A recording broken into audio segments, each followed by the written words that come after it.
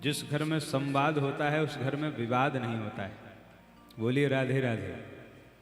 और जिसके घर में संवाद नहीं होता है फिर उसके घर में विवाद होता है।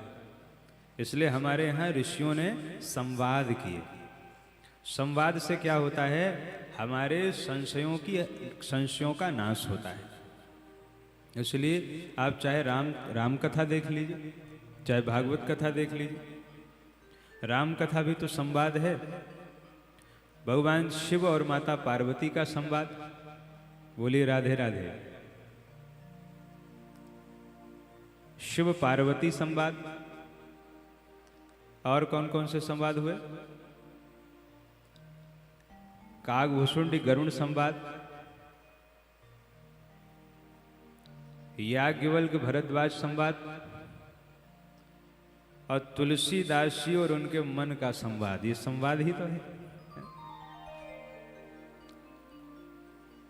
शिव पार्वती संवाद कहां हुआ?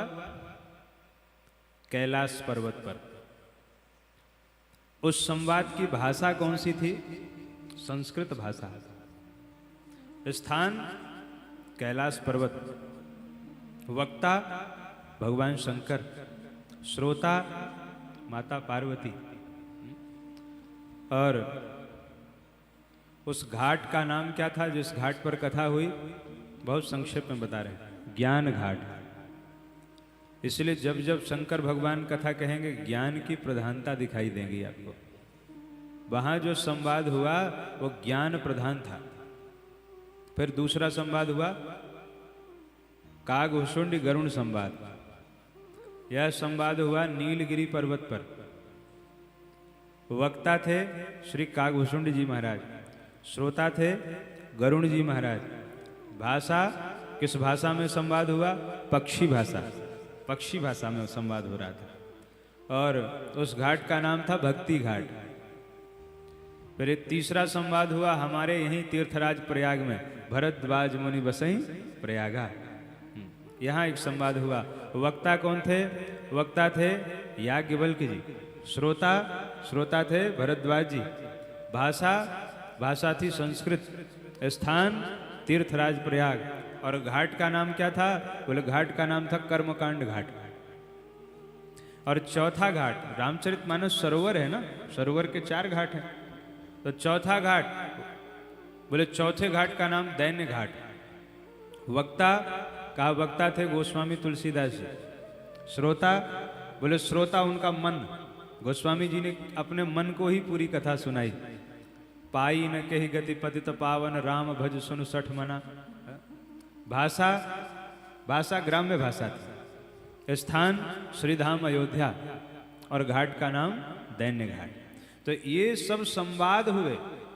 शिव पार्वती संवाद, गरुण कागभूषुंडी गरुण संवाद, याज्ञवल्क्य भरद्वाज संवाद, तुलसीदास जी उनके मन का संवाद। तो ये रामचरितमानस ऐसा ग्रंथ है जिसमें केवल संवाद का महत्व है। इसी प्रकार श्रीमद् भागवत में कितने संवाद हुए? अब जरा भागवत जी का देख लीजिए। बोलिए राधे राधे। पहला संवाद हुआ भगवान नारायण का ब्रह्मा जी से संवाद। और उस संवाद में भगवान नारायण ने चतुश्लोकी भागवत के माध्यम से संक्षिप्त श्रीमद् भागवत कथा ब्रह्मा जी को सुनाई। तो भागवत जी का प्रथम संवाद किसके मध्य हुआ? भगवान नारायण का ब्रह्मा जी से संवाद। गिनते जाइए। पहला संवाद। दूसरा, ब्रह्मा जी का नारद जी से संवाद। फिर ब्रह्मा जी ने वही ज्ञान नारद जी को दिया। अब देखिए कैसे शाखा प्रति शाखा ये ज्ञान नीचे आ रहा है। ब्रह्मा जी ने वही ज्ञान दिया नारद जी को, तो श्री ब्रह्मा जी और नारद संवाद। फिर नारद जी ने वही ज्ञान दिया वेद व्यास जी को, आगे कथा आएगी, तो श्री नारद जी और वेद व्यास जी का संवाद। फिर वेद व्यास जी ने उसी ज्ञान को विस्तारित किया और 18,000 श्लोकों में दिव्य श्रीमद् भागवत महापुराण की रचना करके वही दिव्य ज्ञान वेद व्यास जी ने अपने प्रिय पुत्र सुखदेव जी को दिया। तो वेद व्यास भगवान सुखदेव संवाद। फिर सुखदेव जी ने वही संपूर्ण श्रीमद् भागवत की कथा परीक्षित जी को सुनाई। तो हुआ सुखदेव परीक्षित संवाद। ये कितने संवाद हो गए जी? ये हो गए 5, है ना। और इन 5 का पंचामृत बना दिया सूत जी महाराज ने।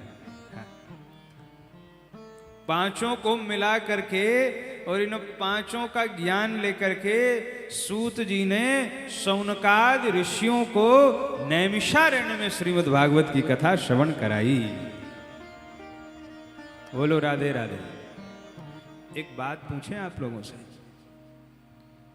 आप लोगों को ताली बजाने में संकोच क्यों लगता है? बजाया करो तो पूरी पूरी बजाया करो, नहीं मत बजाया करो भाई। 2 लोग बजाते हैं, 4 लोग सोचते हैं क्या करें है? बजाओ तो पूरी पूरी। भगवान की कथा श्रवण करने के लिए आओ तो बिल्कुल निश्चिंत हो करके आनंद से है, तभी तो कथा का पूर्ण लाभ मिलेगा।